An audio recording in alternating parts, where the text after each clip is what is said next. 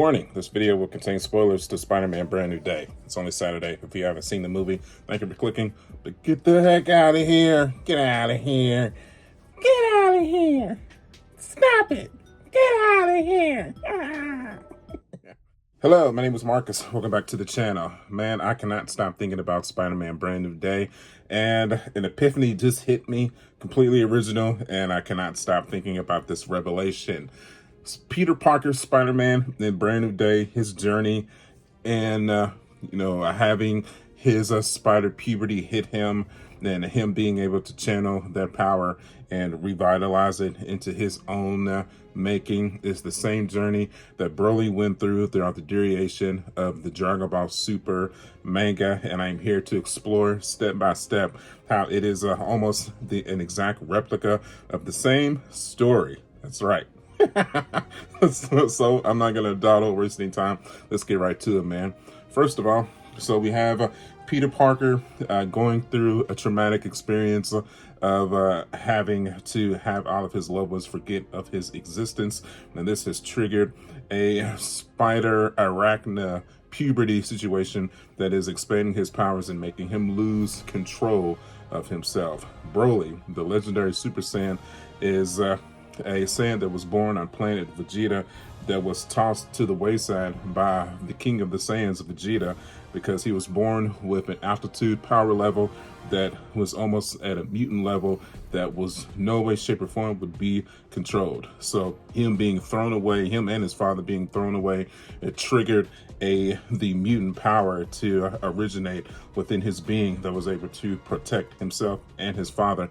They were able to escape to a desolate planet where he was raised into a warrior and utilized said power to keep himself and his father safe. Peter Parker's traumatic experience that exaggerated an immediate reaction to start the transformation of the powers that he cannot control was seeing MJ, his beloved, kiss the boyfriend, or the recent boyfriend that she has acquired, in the 4-year time jump of her not knowing that Peter existed, because she got her memory erased by Dr. Strange. So seeing this traumatic experience caused Peter to slip into a psychosis state that expanded his powers to a level of degree that just could not be explained. This, plus him being in a fight in the middle with Scorpion, who at the time was having his mind controlled by Jean Grey, this triggered it as well, and he completely lost control of himself to the point where he almost murdered the Scorpion and almost accidentally murdered a police officer, which we all know Spider-Man, he absolutely does not kill under any circumstances whatsoever. So even though Broly's power was utilized to actually keep himself and his father alive, his father was able to discover a technology kind of like a neck ring of electricity, kind of like a taser. He was able to slip it onto his neck while he was sleeping or passed out, I'm assuming. And whenever Broly started to lose control of his power, the father had a remote control that he utilized to essentially tase Broly back into submission.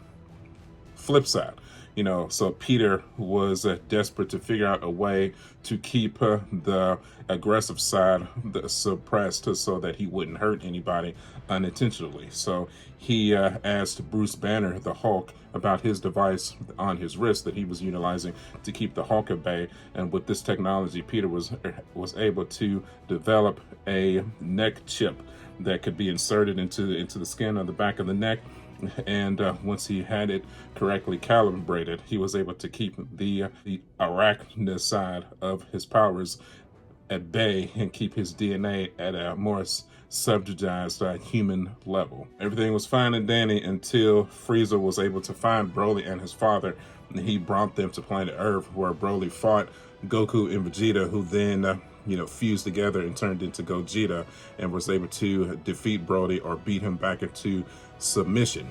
This led, Goku as Kakarot to take Broly to Beerus, his home world, and through the training of Whis, Broly was able to eventually suppress his aggressive nature and master his berserker mode into a controlled state where he was able to utilize said power to be able to fight and a mastered Ultra Instinct Goku and an Ultra Ego Vegeta and a Beast Gohan to a standstill. Kind of the funny thing about this for Dragon Ball fans, we still don't know who is the strongest between the four of them, whether it be the mastered Ultra Instinct Goku, Beast Gohan, Ultra Ego Vegeta, or the controlled state Berserker Broly. That's the mastered state of Broly being able to control his universe shattering power. So very, very cool.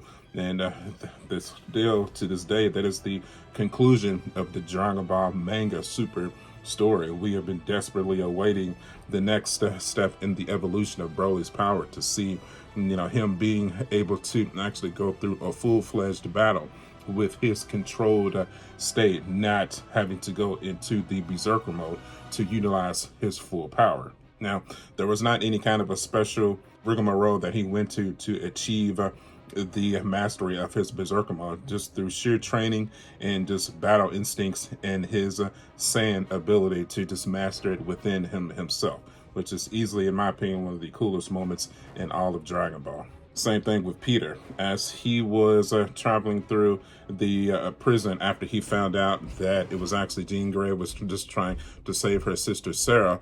He was able, through the manipulation of Jean, he was able to look inside himself and find a way to master the arachna powers that was taking him over and making him lose control. So he actively, took the chip off of himself. It was right after the statement that Jean Grey was asking Peter, whether or not he was Peter Parker or Spider-Man, because throughout the entire duration of the movie, he was trying so hard to suppress the Peter Parker side and just simply be Spider-Man. But kind of like the accumulation of the message of the movie was that Peter needed to figure out how to coexist with both sides of the coin.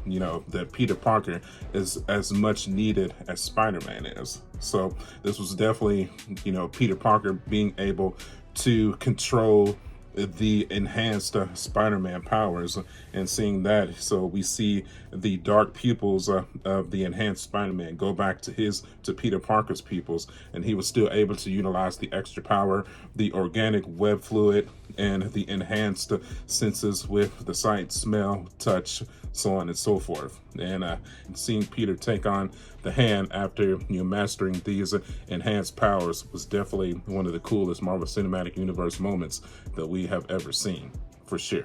Now, just like I can't wait to see Broly take on a more enhanced villain, more specifically maybe like a Black Frieza type.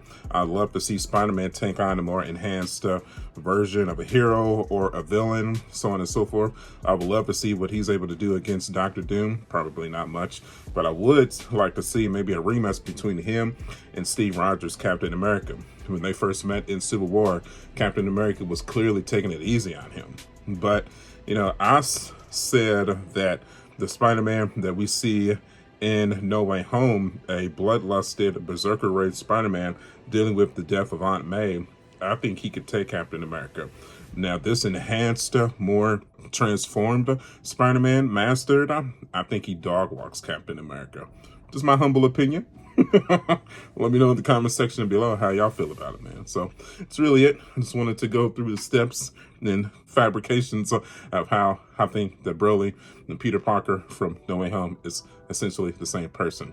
Whether or not either Dragon Ball pulled from the Spider-Man comics to, right this style of Broly, or the peeps over at Marvel saw this story of Dragon Ball and they took concepts from it and incorporated it into, Spider-Man Brand New Day. So I love it. I love Dragon Ball. I love Spider-Man. So it was a perfect correlation to put them together and bring this entertainment to y'all. So hopefully y'all can appreciate it. And if you did, you know what to do. Hit that like button, man. I'd really appreciate that.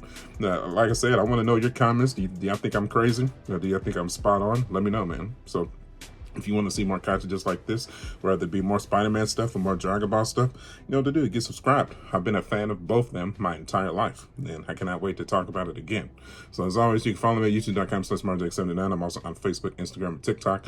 As always, my friends, thank you guys for the years of support, and I will see y'all on the next one. I'll catch y'all later. Bye.